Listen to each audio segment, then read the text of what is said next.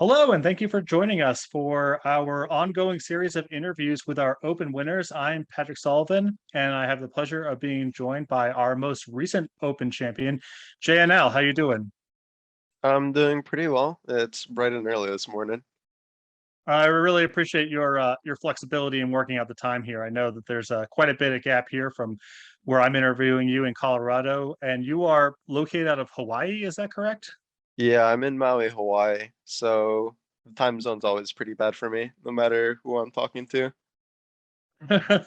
So something that I think is really cool about Eternal is interviewing these players and watching the events and talking to people online. It's just how global of a game it is, and that's a function of being online, obviously. Can you tell us a little bit about yourself? Sort of your gaming experience in Hawaii and how you got started with Eternal. So I actually started off playing card games in 2014, and that was Hearthstone. And I played that up until now. Um, but my laptop broke like 2 months ago, and I was like, oh man, I only have a Switch to play video games now because I don't like playing on a small screen. So I didn't want to play on my phone. And I looked up on Switch, oh, what are card games on there? Oh, Eternal's on here. I'll play that. And I ended up taking a liking to the game. My other background in gaming, I've been playing League of Legends since 2011, and I'm a coach there. I have a contract with the university to coach the League of Legends team, and I started playing Magic the Gathering in late 2017. Yeah, and I dabble in a few other genres on Steam and stuff, but nothing too pertinent to Eternal, I guess. So do you go back to open beta times in 2016, or did you hop on to Eternal a little bit later on? Oh, I hopped onto Eternal like 2 months ago. Oh, wow. Yeah. Can you tell me kind of what was the first thing about Eternal or first card or whatever the experience was that really grabbed you and made you think like, oh, this is a game that I could see, playing a lot of and trying to get good at? Oh, Oni Samurai. I saw the Warcry mechanic for the first time in the card Oni Samurai, and I thought to myself, wow, this game makes use of the digital aspect of the card game better than Hearthstone. Rather than using the digital aspect to put in a bunch of RNG effects, they use it to affect cards in ways that you wouldn't be able to in paper. So was that a key part of the first deck that you built, or did you start somewhere else? I haven't built too many original decks. The only original deck that I feel like I've really built is a Grenadin Blitz deck based off of Is It Blitz and Pauper from a while back. And it uses Gem Blazer Cannon and a bunch of Berserk mechanics on Grenadin to like smork people down with big attacks. Yeah. Are you an aggressive? Do you like kind of gravitate towards aggressive strategies in other games? Like, how do you? I guess like, what's your preferred League of Legends style? Like, what's your what role do you like? Do you gravitate towards aggressive, more things with a more aggressive bend there as well? Oh man, it's so weird because in card games, I really like hitting face in Magic the Gathering. I played a lot of blue and red, uh, mono red whenever it's around in standard. I try to play that, but in League of Legends, I try to take a nice, more methodical approach since it's not just me playing the game, I guess. I have the same experience where in constructed formats, I gravitate towards really aggressive strategies, but in draft, I like to play a little bit more defense. So I know the different formats or different platforms can kind of lead you in different directions, which I think is really cool. Yeah. I guess what I really like is consistency, so I just try to play the most consistent deck. In Hearthstone, the decks are a lot smaller, so consistent decks are usually the ones that draw through really quickly. Yeah. So what you sort of, if I'm, if I can extrapolate a little bit here, sort of, you're relatively new to Eternal. You sort of hopped into competitive play pretty quickly. You've obviously done very well for yourself. Um, but it's, even if you're familiar with other games, it's really hard to start from ground zero. So like, what were the resources that you tapped into to sort of get yourself caught up to speed on what the good decks were, or what the strategies were like? Did you have friends? Did you use online resources? Like, how did you get ramped up so quickly? Um, I guess the community is really great. I went to a 261 stream and he helped me out a lot. And eventually from there, I met some people who were actually on an Eternal team. We stream games. And I went into that server and there were a bunch of people in there from a bunch of different other teams that I ended up talking to and getting resources from. So would you describe that as sort of a testing outfit, or more of just like kind of an information resource? More of an information resource. Most of my preparation I did solo. Wow. You were just playing games on the ladder or whatever? Basically. Wow. Well, I'm sort of, I mean, there's some names that I'm a little bit more familiar with than others, but your story is really, really powerful. I mean, to kind of come out of, I obviously familiar with a lot of other games and fluency there, but to start off something in a couple of months to go to an open champion is that is quite something. Speak to me about how you kind of got introduced to the Tuesday Night Eternal, the summer invitation scene.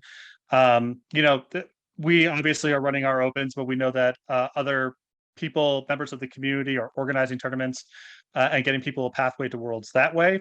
How did you sort of get introduced to that tournament series? So I got informed about it through the WSG server. And I went to the WSG server from a 261 stream. And the Eternal community is pretty great. I don't think I've met anyone that's been like mean or a super hard troll or whatever. And I got a lot of my resources from there, including information about Tuesday Night Eternal.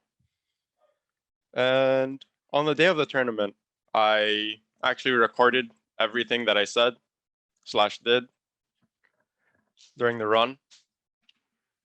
And right before my first game, I was like, okay, the goal is to not go 0-2, because I was like seed 16 going against seed 1 Apple Chips. And I was like, okay, I know this guy's a good player. In my run to qualify for this tournament, he was my only loss and still my only best of 3 loss till this day, I believe. So yeah, I was pretty surprised going through it.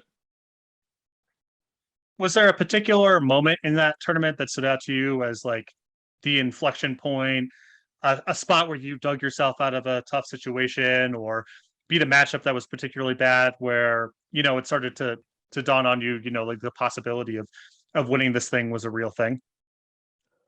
My matchup versus Jez 2718 was probably my hardest matchup because they were on Stone Scar, Heavy Shadow, with a lot of removal. And that was the deck in the tournament I ran into with the most removal, I believe. And I was playing Skycrag aggro in the throne bracket. So once I got through that matchup, I was like, oh, okay, I think I have this. Also, I think I had a very, very potent meta read. I don't think Skycrag aggro was extremely busted. Maybe it was before the nerfs and such, but I had a super potent meta read that everyone would be playing decks that didn't do things until turn 3 or 4, besides remove other things, and I was able to smork people down. So That meta read you were talking about, how did you piece that together? Because obviously it's a pretty small field, right? So in spots like that, maybe it's player tendencies, maybe it's conversations you've seen online, maybe it's just a sense of what's going on the ladder. Like, what caused you to be that confident that people were not going to be coming out of the gates fast enough to hang with Skycrag? So player tendencies was definitely one of them. And I had a lot of data the week before, because the week before was the Throne Open. Yep. So just a blend of, all that information that was available on top of just having a sense of where certain players would be at. Yeah. So like, oh, I kind of know what they played at the Throne Open. and I kind of know, my preparation for like doing a meta read would be like, okay, these players are say they don't know what they're going to play, but they're probably going to end up on 1 to 3 decks. And okay, what are the chances they're on these 1 to 3 decks? Okay, sure. Let's put that into a spreadsheet. And then my next step would have been, okay, does the Throne Open affect any of these percentages? Oh yeah, this one guy's probably going to swap to Stone Scar heavy aggro. And then again, I plug that into the spreadsheet and then look at all the probable things. And it was like, when I looked at it, it was like above 70% chance that I would be the only aggro deck in the Throne bracket. Were there any individual card choices that you changed or cards that you considered to really lean in to that metagame call? Or were you just sort of, felt like a fairly stock list would be good enough? I actually played Skycrack but I don't think there were any particular metagame calls for my Skycracker list up in the Throne winners bracket. I think my metagame calls for the Expedition deck list were a lot more interesting, but I didn't get to play it because I didn't lose this set. So, In spite of not being able to play it, do you want to talk about that a little bit? sure. It was an expedition, and there were a few things that I was thinking about while making this deck. Most of it was like, oh yeah, not over half the field, but like a third of the field is going to end up bringing Xenon. And I think over half the field is going to end up bringing Sandstorm Titan. So how do I beat that card? And the answer in my head was Predatory Carnosaur, which had recently been buffed and is now able to beat Sandstorm Titan or kill Sandstorm Titan. So level 1 would be play Sandstorm Titan, level 2 would be play Carnosaur. And I do believe some people played Carnosaur in their market. I went a step further and put it as a 4 of in the main deck. And the next step for me was like, okay, I know some people are going to play Carnosaur. How am I going to protect my Carnosaur / Sandstorm Titan from other Carnosaurs? And I put in 2 of Desert Alchemist to do that, since it eats the ambush eats the killer attack.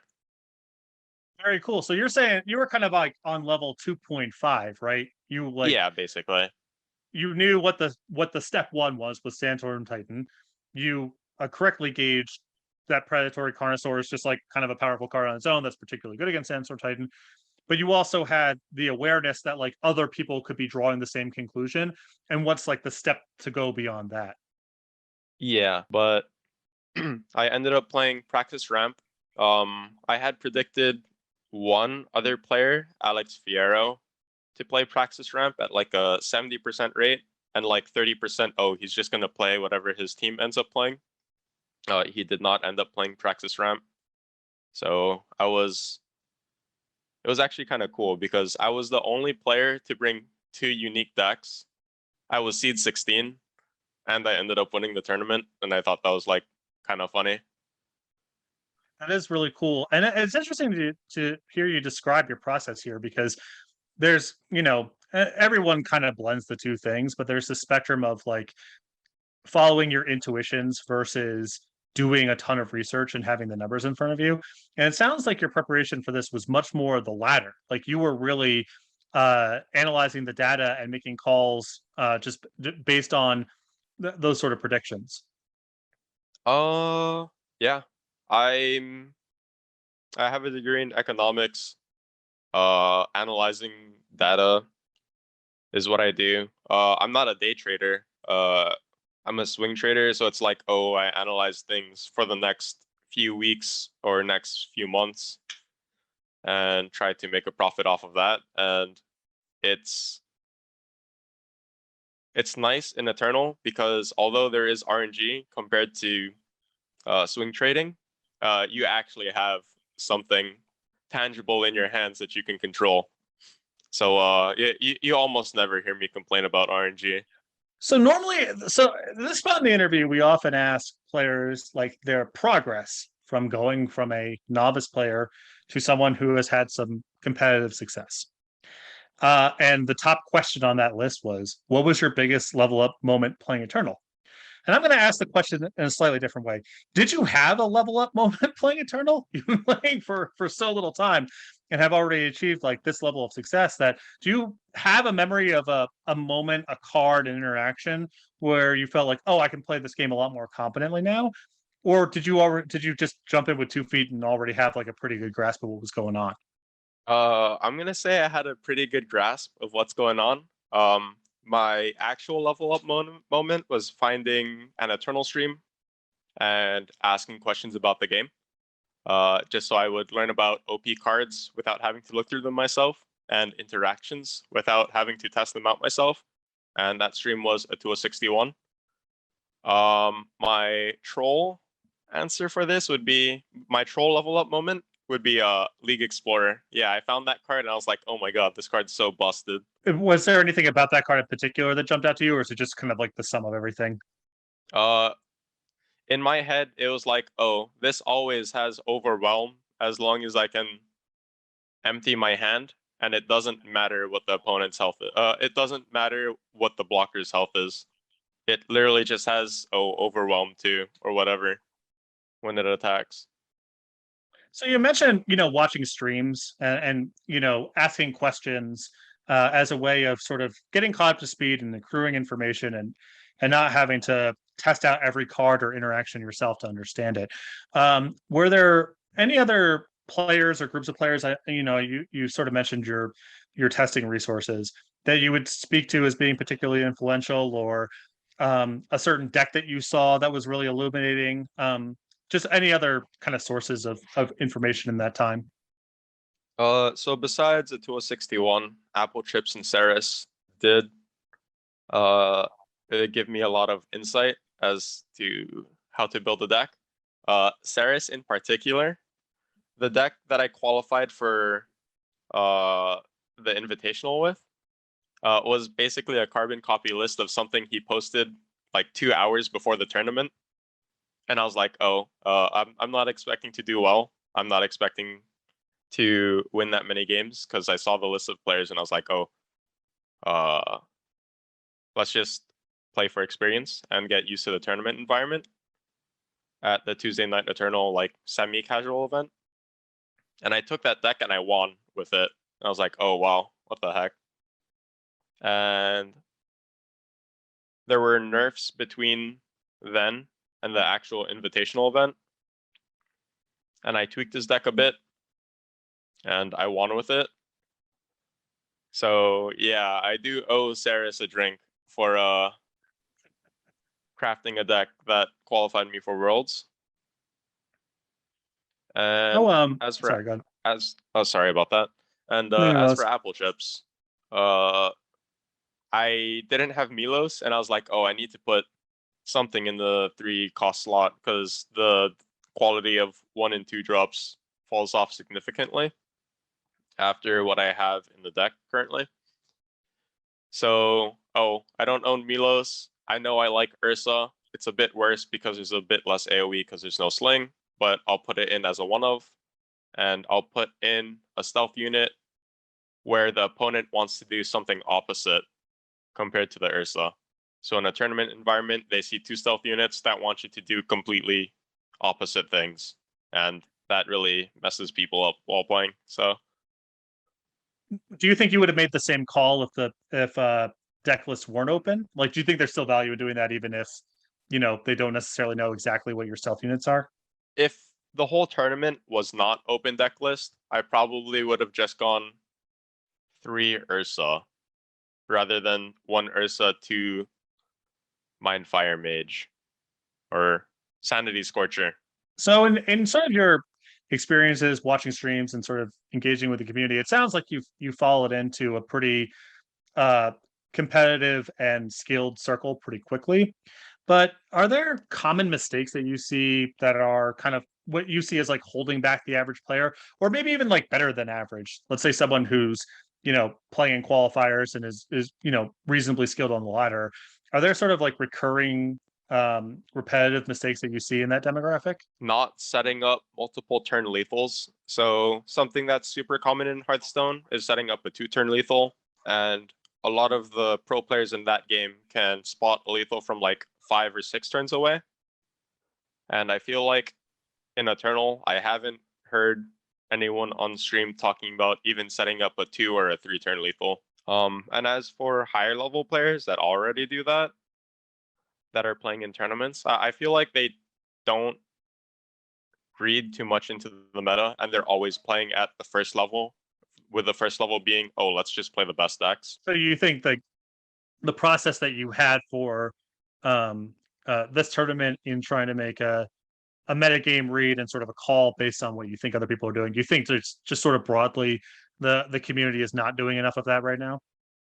I mean, I've only played in 2 opens, one of them being a draft open, and this invitational. And at this invitational, it didn't seem like anyone was trying to make a meta read except for me. If they were trying to make, maybe Team Eternal Journey was trying to make a meta read, but if there were people trying to make meta reads, I feel like more people would have brought aggro decks. And that was basically absent from the tournament that you won. Basically, yeah. I think out of 16 deck lists, I was the only one. Like I said, I was the only one that brought Skycrack aggro, and I was the only one that brought Praxis Ramp. So I know you've already kind of spoken to this in various ways, but you know, if I was a player, what I would want to know from you most of all, probably more than any other player that we've interviewed, is what are your tips for players who are trying to improve their game, trying to get better? Because just again, the timeline here is really incredible to go from, you know, 2 months in to qualify for the World Championships. What advice would you give? Resources you would point people towards who are really trying to improve their game? you don't have to make all the mistakes to learn yourself. Go ask other people. That's the first thing, the most, and that works with any skill, not just card games. Something more specific to Eternal would be, play the deck you like, find a deck you like that's tier 0, 1, or 2, and play it until you learn the 80% play, with the 80% play being, oh, this play is right in 80% of situations, and you should be able to hit masters with that. And then once you learn the fundamentals, you can start doing the fancier weird stuff that are right only 5% of the time. So yeah, work on your fundamentals. Find a deck you like so you can grind with it and love what you're doing. Then you would figure out your fundamentals and then figure out all the weird stuff and talk to people. Yeah.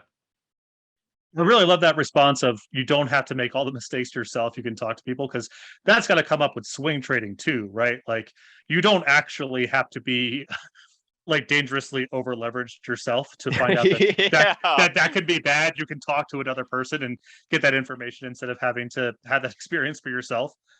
Yeah, I'm only like 21. I only have like 3 experience. I only have like 3 years experience of trading, but I'd say I'm doing pretty well for myself because, oh, I went to a university where there are tons of alumni or tons of professors who are experienced in this type of things, and I was like, oh yeah, I can leverage them.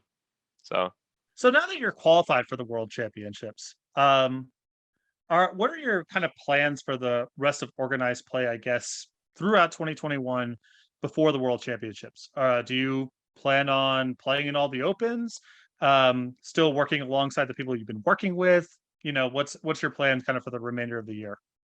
I probably will continue a similar regimen. But as for deck lists, instead of playing what I think will win the tournament, I'll be playing whatever I think is the most fun, I guess. Yeah. So I might play that Grenadin Blitz deck at the next Expedition Open, and we'll see if I can make top 64 and get that feature match. Very cool. So I guess while we're on the subject of feature matches and you know playing on a Sunday Open, who is the player that you know you mentioned Apple Chips before as being top seed and it kind of being you know a match you didn't necessarily have high hopes for yourself coming in. Who are the player or players who either Worlds or an Open who you'd really like to avoid a match with, a player who you really respect their skill? Probably Theo. I think of the players qualified for Worlds, I've probably talked to him the most, and I know he won the last draft open. Yeah, he won the last draft open. So yeah, after speaking to him a bunch, I am a bit worried. But like I said, my only loss in best of three has been to Apple Chips. So hopefully he qualifies and let's see if he can get his revenge, I guess. I think that Apple Chips has you in the scope. Would like to get their revenge. Maybe. So he's my only loss, and I think all time we're 2-1 in best of threes. I don't know if he's particularly aiming for me, but it I know it can be frustrating seeing someone new come into a game and just blitz their way through. Yeah, in more ways than one. I think that from my perspective, I think that makes for a really cool story, right? Like, was this person just kind of on a heater for one tournament, or is this person just already one of the most talented players in the game? I think watching the World Championships with you in it will be way more interesting than if that slot was just to another, longtime grinder. So I think it's great. I have no reason to have an opinion one way or the other on it. But it'll be really cool to watch because that a story like yours is just doesn't come around that commonly. Yeah, yeah, I can imagine. So I guess we're kind of at the point here to wrap up. So a couple of things that I like to do is open up the floor. Frankly, I think it's rude to ask someone a question, just a bunch of questions for half an hour. So if there's any questions that you have for me or Direwolf more broadly, now is a good time if you got them. What was it like having gone from a pro player to a developer?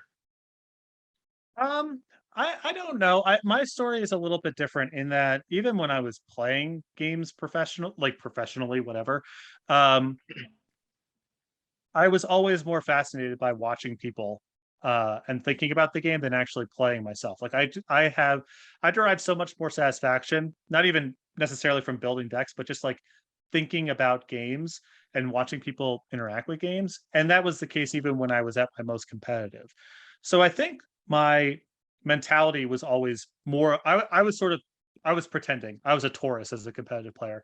I think that I've always been a designer, and I was just pretending to be something else for a little while.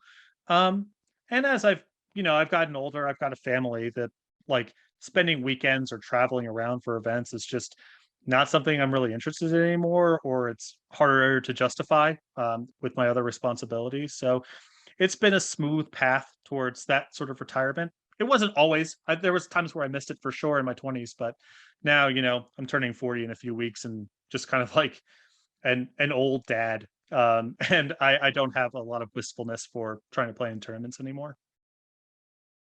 Okay, and here's the most important question. Are you gonna touch my waifu, League Explorer? What are you gonna do to her? Anything gonna happen there? Are there talks? Oh. I can't go into that. I cannot go into that. That is Okay. super proprietary. Um, yeah, we'll just leave it there. Okay.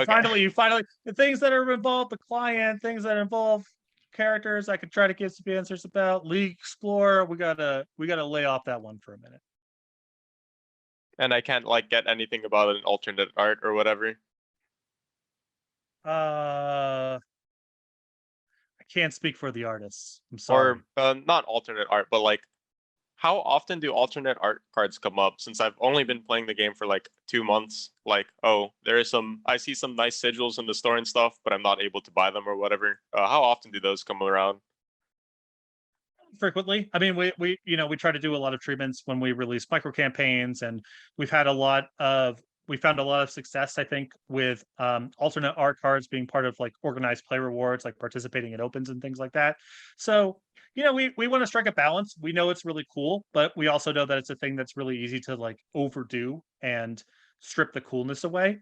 And Hmm. we're also trying to like respond to information as we get it. We don't want to be overly prescriptive about what path we choose. So we love the alt arts.